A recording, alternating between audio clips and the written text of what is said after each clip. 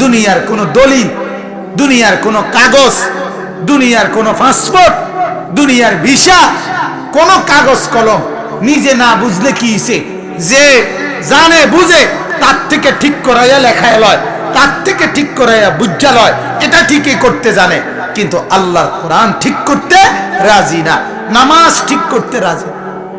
আমি তো এটা প্রায় বলি, কি আশ্চর্য মানুষ যে আমি দেখতেছি ইমাম সাহেব 4 রাকাত নামাজ পড়াইতে লাগে 7-8 মিনিট, কমপক্ষে 7-8-10 মিনিট, আর আমি নিজে 4 রাকাত সুন্নত পড়ে লাই 1-1.5 মিনিটে 2 মিনিটে।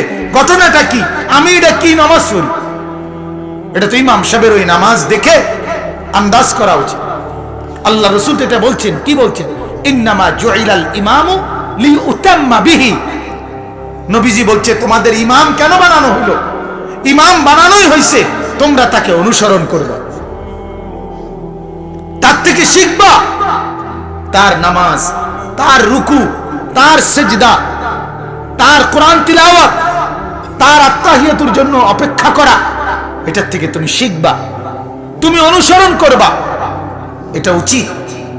তাহলে ইয়া আইয়ুহাল্লাযীনা আমানু, এই কথা বলার দ্বারা আমাদের কাছে আল্লাহ পাকের পক্ষ থেকে চাওয়া হলো তোমাদের যাদের ঈমান আছে তোমরা প্রত্যেকেই এটা শুনেই আমি আল্লাহ কি বলতে চাচ্ছি এই কথার দিকে সাথে সাথে মনোযোগী হওয়া। 2 নম্বর কথা হলো, আরেকটা জরুরি বিষয় মনে রাখবেন, কোরআনুল কারীমের যেখানেই ইয়া আইয়ুহাল্লাযীনা আমানু আছে 89 জায়গায়, প্রত্যেকটার পরেই হয় আল্লাহ তাআলা কোনো আমর নয়তো কোনো নাহি, হয় আল্লাহ তাআলা কোনো একটা কিছু করতে বলছে অথবা আল্লাহ তাআলা কোনো একটা জিনিস ছাড়তে বলছে। এটাই হিসাব 89টার মধ্যে এই সিস্টেম, কোনো আমর কিংবা কোনো কি। ইয়া আইয়ুহাল্লাযীনা আমানুত্তাকুল্লাহ, এই যে আমর, ইত্তাকুল্লাহ, হে ঈমানদারগণ আল্লাহকে ভয় করো, এই আদেশ। আদেশ কি না বলেন না? এটা আদেশ না? করো, আল্লাহকে ভয় করো, আদেশ এটা। আবার আল্লাহ তাআলা বলেন ইয়া আইয়ুহাল্লাযীনা আমানু লা তুলহিকুম আমওয়ালুকুম ওয়ালা আওলাদুকুম আন যিকরিল্লাহ, হে ঈমানদারগণ তোমাদের সম্পদ এবং সন্তানাদি তোমাদেরকে যেন আমি আল্লাহর জিকির ভুলায়া না দেয়, অর্থাৎ আমাকে ভুলো না।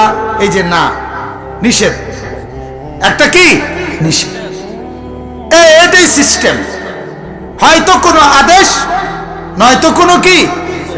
ইয়া আইয়ুহাল্লাযীনা আমানুত্তাকুল্লাহ ওয়া কুলু কাওলান সাদীদা, হে ঈমানদারগণ আমি আল্লাহকে ভয় করো এবং সবগুলো কথা সত্য বলো, আদেশ। কি বলেন না? আল্লাহ তাআলা আদেশ। আবার আল্লাহ তাআলা আরেকখানে আরেক জায়গায় ইয়া আইয়ুহাল্লাযীনা আমানু দুখুলু ফিস সিলমি কাফা, হে ঈমানদারগণ ইসলামের মধ্যে পুরাপুরি প্রবেশ করো, কি আদেশ।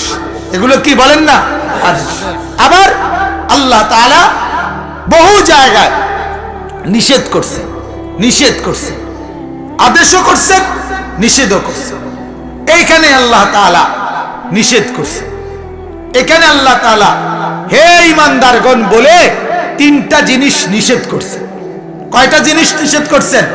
1 নাম্বার, লা ইয়াসখার কওমুম মিন কওম, আল্লাহ তাআলা বলেন, অল্প কথায় বলছি, 1 নম্বরে নিষেধ করেছেন আল্লাহ একজন অপরজনকে কোনোভাবেই তুচ্ছ তাচ্ছিল্য, বিদ্রুপ, ঠাট্টা, মস্কারি করবা না। আল্লাহ বলেন বিষয়টা এতটা গুরুত্বপূর্ণ, এজন্য আমি পুরুষদেরকে আলাদা বলতেছি, মহিলাদেরকে আলাদা বলতেছি। হে পুরুষরা, তোমরা এক পুরুষ আরেক পুরুষকে, একদল পুরুষ আরেক দল পুরুষকে ঠাট্টা করবা না, বিদ্রুপ করবা না, উপহাস করবা না, সুখরিয়া তামাসখুর, ইস্তেহজা, তুচ্ছ তাচ্ছিল্য, উপহাস করবে না।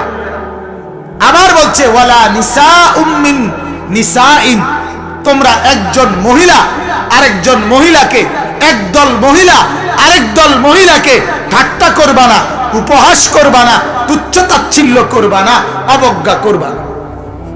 কেন?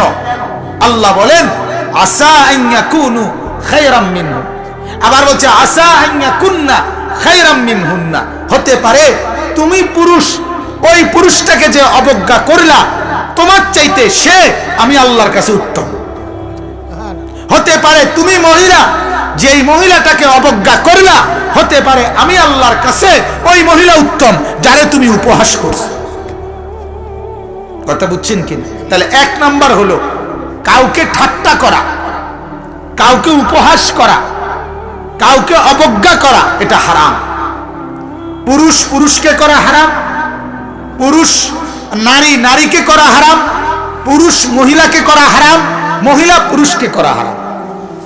এটাকে আরবিতে সুখরিয়া বলে, তামাসখুর বলে, ইস্তেহজা বলে। এটা হারাম, এটা নিষেধ।